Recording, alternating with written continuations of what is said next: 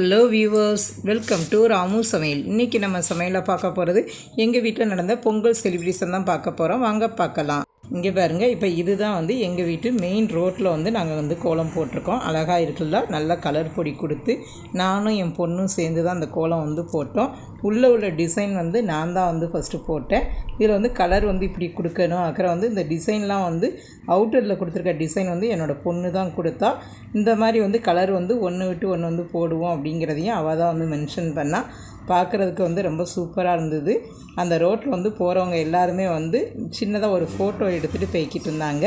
இங்கே பாருங்கள், இந்த பொங்கல் பானை இருக்கிற பக்கத்தில் கரும்பு எல்லாமே இது இந்த திருப்பி பொங்கலுக்கு என்னோடய பொண்ணு தான் போட்டிருந்தா. இந்த பொங்கல் பானை இன்னும் கொஞ்சம் க்ளோஸ்அப்பில் நாங்கள் காட்டுதோம் பாருங்கள். பார்க்குறதுக்கு அவ்வளோ ஒரு கலர்ஃபுல்லாக சூப்பராக இருந்தது. அவளுக்கு அந்த வைலட் கலர் ரொம்ப அட்ராக்ஷனாக இருந்ததுன்னு எல்லா இடத்துலையுமே பார்த்திங்கன்னா பெரும்பாலும் வைலட் கலர் அதிகமாக யூஸ் பண்ணியிருந்தா. ஏன்னா அந்த கரும்பு இந்த பொங்கப்பானை ரெண்டுமே பார்க்குறதுக்கு ரொம்ப சூப்பராக இருந்தது.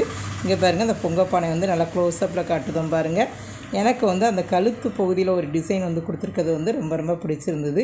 கரும்பு பார்த்திங்கன்னா இது கரும்பு தானா இல்லை நெற்கதிரா அப்படிங்கிறத நீங்கள் சொல்லுங்கள்.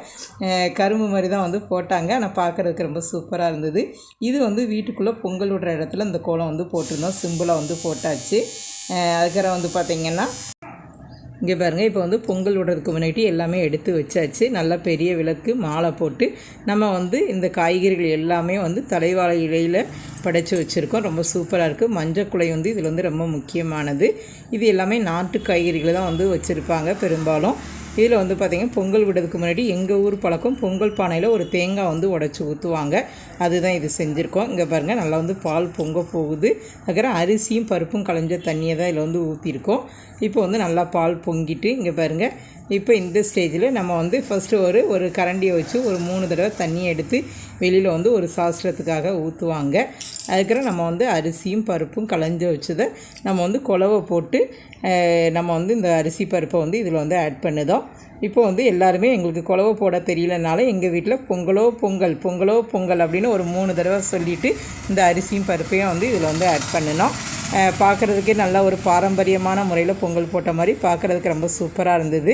என்னோடய குழந்தைகள் ட்ரெடிஷ்னலாக வேஷ்டி ஷர்ட்டு பட்டு புடவையெல்லாம் கட்டி ரொம்ப சிறப்பாக செஞ்சாங்க. இங்கே பாருங்கள், நல்லா சக்கரை பொங்கல் ரெடி ஆகிட்டு ஃபைனலாக நம்ம நெய் விட்டு முந்திரி பருப்பு கிஸ்மிஸ் எல்லாம் வறுத்து ஆட் பண்ணியாச்சு. இங்கே பாருங்கள், அவ்வளோதான், பொங்கல் விட்டு இறக்கியாச்சு. நல்லா சூடம் பத்தியெல்லாம் காமிச்சு நம்ம பூஜையை முடிச்சாச்சு. இப்போ இதை ஃபைனலாக நம்ம இந்த சக்கரை பொங்கல் ஒரு சிறிய துண்டு கரும்பு வாழைப்பழம் எல்லாமே வச்சு காக்காவுக்கு படைச்சிட்டு நம்ம வீட்டுக்குள்ளே இதை எடுத்துகிட்டு போயிடுவோம்.